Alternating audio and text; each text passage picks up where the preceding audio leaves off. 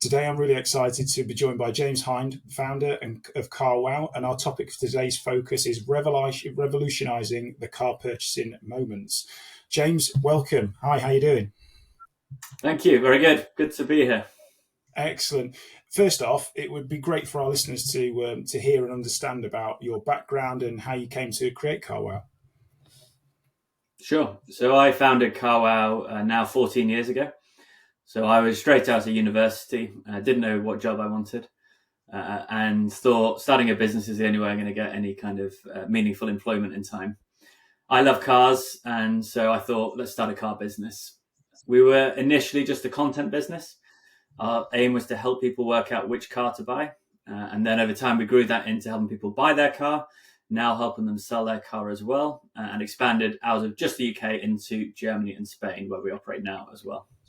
Fantastic. When I saw you'd accepted to be on our podcast today, I got really excited because I've known about the company, seen it grow, and you're one of the first kind of marketplace automotive sellers. Super exciting journey. Why? I know that this isn't something that we've pre-warmed you for, but why CarWow? Was there a previous name to CarWow? Was there kind of some light bulb moment? Why the name CarWow? Yeah, sure. So we were called for the first, I can't remember, 5 years probably, Car Buzz. It's a really boring story about why Car Buzz, why CarWow. It was purely because we had no money. And if you wanted anything, car something, like we couldn't find anything, but for some reason no one had taken carbuzz.co.uk. It cost us, I can't remember, 10 quid or something. So we took that. And then after a while, there was another business that came along called carbuzz.com, which was starting to confuse people. So we thought, well, we've got to change the name.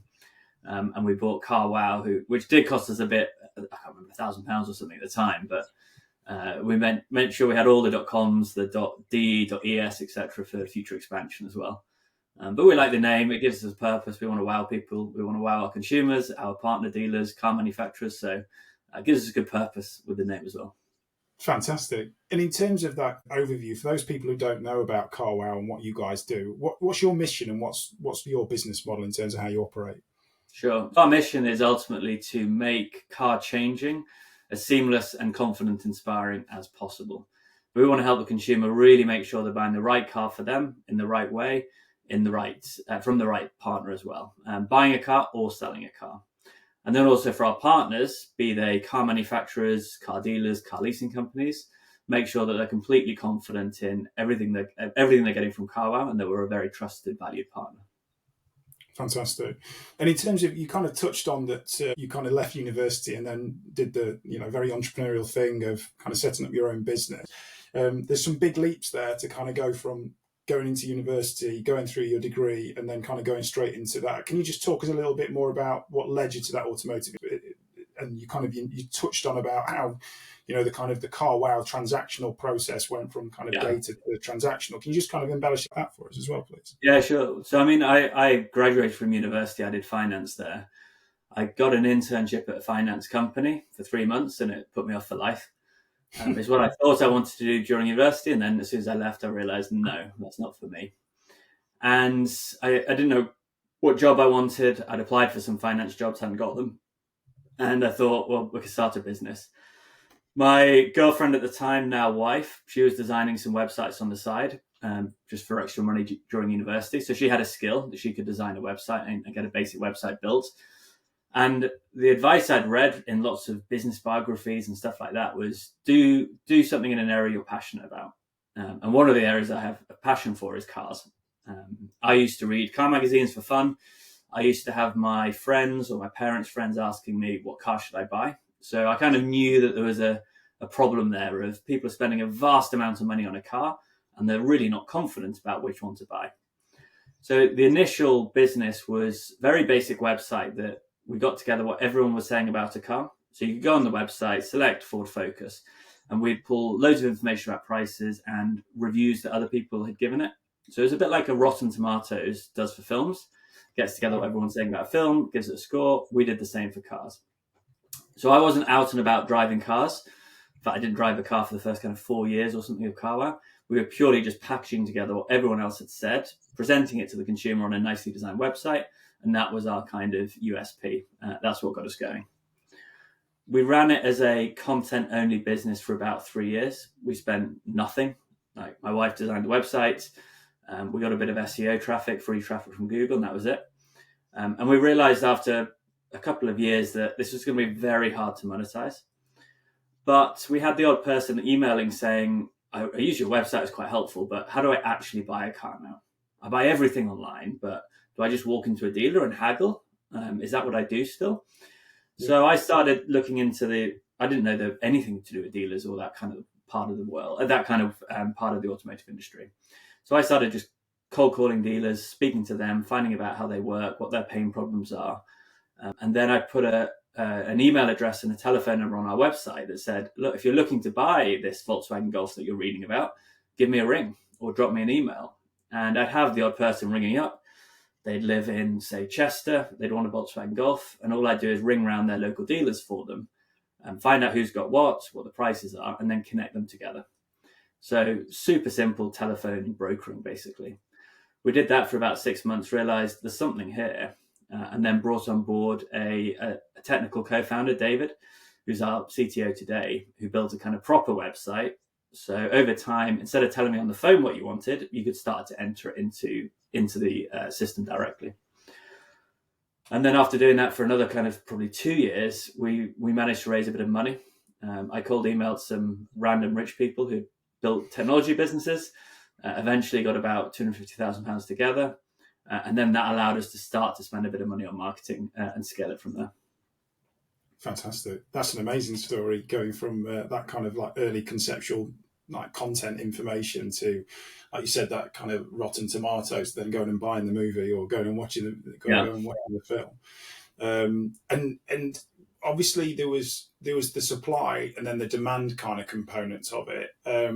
Although I'm in the automotive industry, I've been in the automotive industry probably for about 16 years. Yeah. I still personally hate buying cars. I still want to kind of look and feel and touch a car. But past that process, I want to make that transaction as simple as possible. And historically, that has not been the case with either dealerships or independents. So was that kind of one of the light bulb moments in terms of this kind of no haggle aspect and this kind of the transparency piece? Was that something that kind of later came on, or as you were kind of aggregating all this information and kind of phoning around, you think, hang on a second, people aren't necessarily so price sensitive, it's more convenience, or is it the right product? How did that kind of no haggle aspect coming in?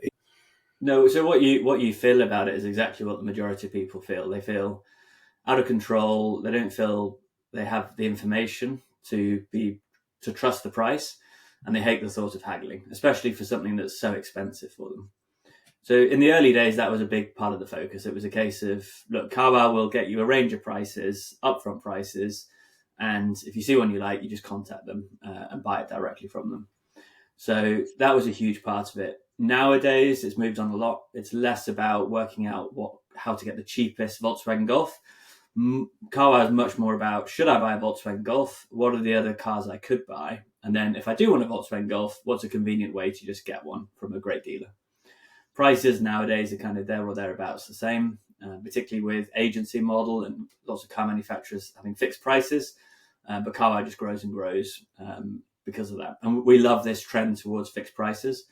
It's definitely in the consumer's interest. Having that complete transparency, everyone pays the same, brilliant for the consumer.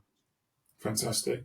And so from a consumer perspective, obviously you can see the benefits, say the visibility, the transparency, the price competitiveness, getting the reviews, looking like for like. So if someone's looking at a Focus, they might have a look at a Golf or something in the similar kind of range. How does it enable dealers? What's in it for the dealers essentially? So for dealers, ultimately carwow is marketing. We're a very, very trackable, high volume way of getting consumers. So if you're making up Ford dealer in Essex, then you can see exactly how many inquiries we've driven to you. You only pay upon an inquiry. And then if you like the ROI, you stick with it. If you didn't like it, you can leave the next day. So we live and die by our kind of quality of inquiry. And then most dealers tell us the volume they get is very, very important for them. So it's super simple marketing to consumers who are ultimately making their mind up about what car to buy and where to buy it online, and the majority using CarWow for a new car at least. And then in terms of the dealers and the dealer network, obviously this is a tool. Is this their digital dealership? Is this their way of kind of getting that expansion, not just from kind of their local trade to really kind of being national and having visibility across the UK? It is, yeah. So ultimately, again, it's digital marketing. What most dealers find is that they pick up a huge amount of local volume, local consumers from CarWow. So their local customer may be 3 miles away, but they're still doing the homework online. They're still working out what car to buy. And as you well know, I think dealer visits to showrooms they're down at kind of an average of something like 1.2. People generally visit a dealership once they've made up their mind of what to buy, and it's a kind of confirmatory visit. So the dealer has to work really hard to try and even get that customer through the door for that test drive or showroom visit. It's very, very, very late stage, very low funnel, whereas that customer may have been researching for months before that. They were just unaware of it. And in terms of, we kind of talked in the past about the kind of the pandemic acceleration. Did you see a drive in adoption and purchases through that kind of COVID shift? And has that kind of stagnated? Has it declined? Are you seeing that customers are utilising the platform more at the moment? Yeah, so we saw that the obvious kind of people buying without a visit, people buying and having the car delivered, shot up without a doubt. Has tapered off a bit, but it's a lot higher than it used to be pre-pandemic, for sure. I think particularly with new cars, the trust is there because they're buying from a franchise dealer, and the consumer has a vague sense of, okay, this is official. And obviously the new car is coming from the same factory, whatever the dealership is. So there's that trust of buying it remotely or not going to visit the dealer at all. Okay. Again, a lot of consumers do visit the dealer, but a lot have the confidence to not bother. Yes, and there's been, obviously, CarWow was one of the first to market. We won't name your competitors, but it's been quite noisy in the past few years in terms of how the market has changed. So there's not just CarWow in the space. There's quite a few aggressive competitors. Yeah. You kind of mentioned that you did it the kind of the old school way of going and tapping up some rich individuals to kind of invest. There's been some huge VC money gone into these marketplaces. Obviously, you guys were a pioneer in terms of that journey. What do you see as the kind of the evolution of car buying? We've gone from a kind of direct to consumer, physically going into a dealership. We're going online in terms of reviews, and then people wanting to phone you. You can now have a seamless transaction where you can kind of agree finance and purchase an item and have it either delivered or go and collect it.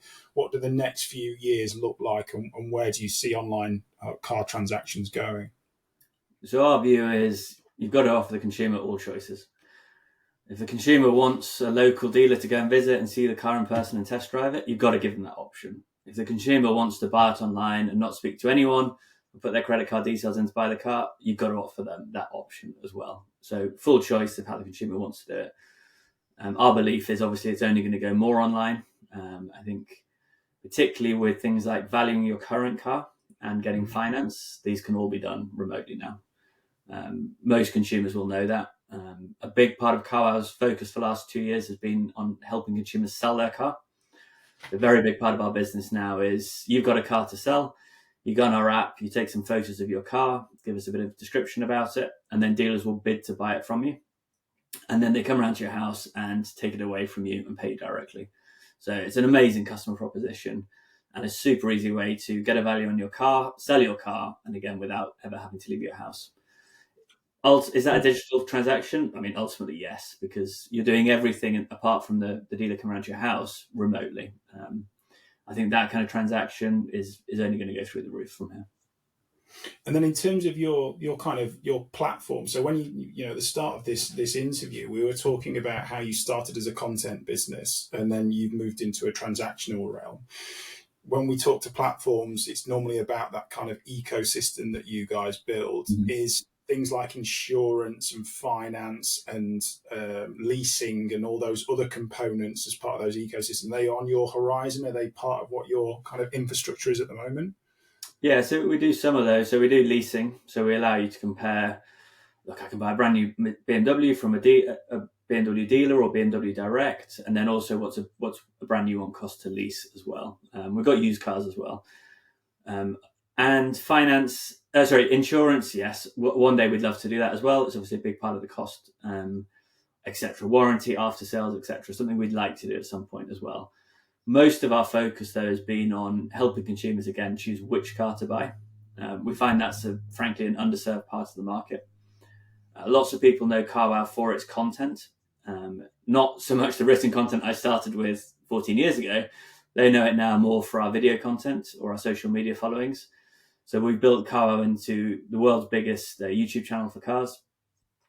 So we're the most influential car media business. That's a big part of, again, how do we really help you work out what car to buy?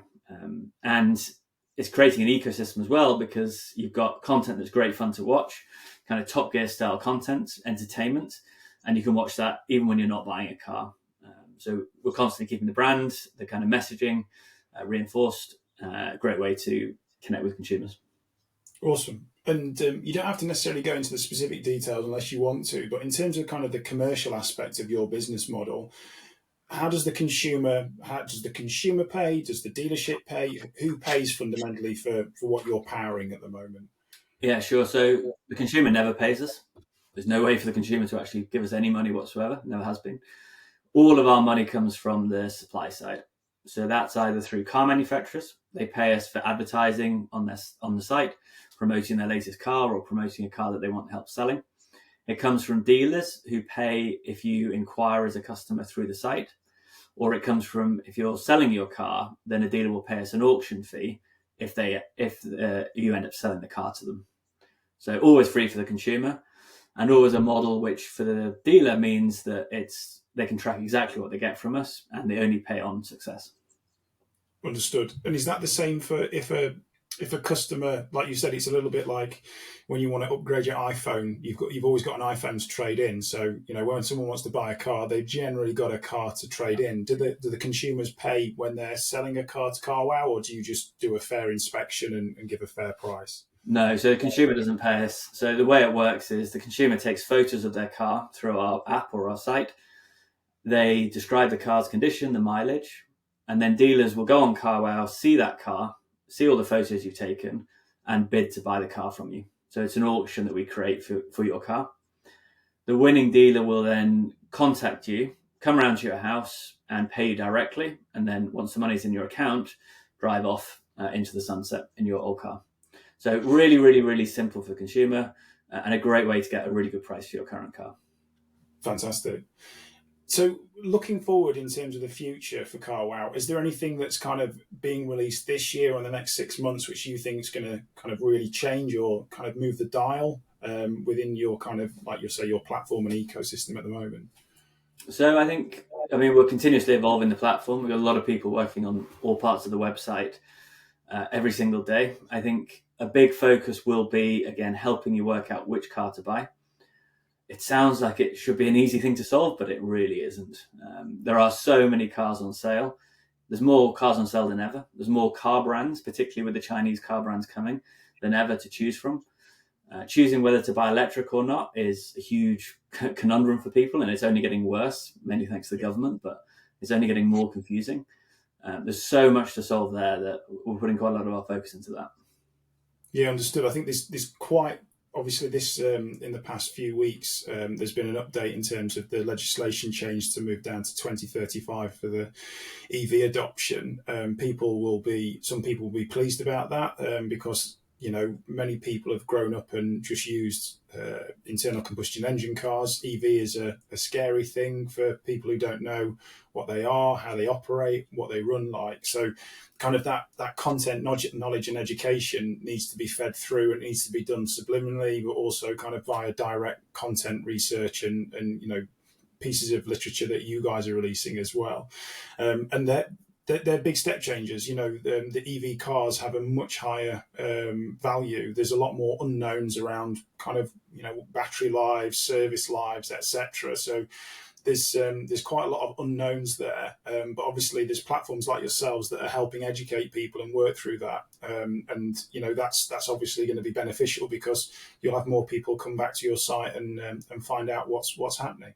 No, that's it. So we see that particularly when people buy their first electric car, the amount of research they have to do is huge.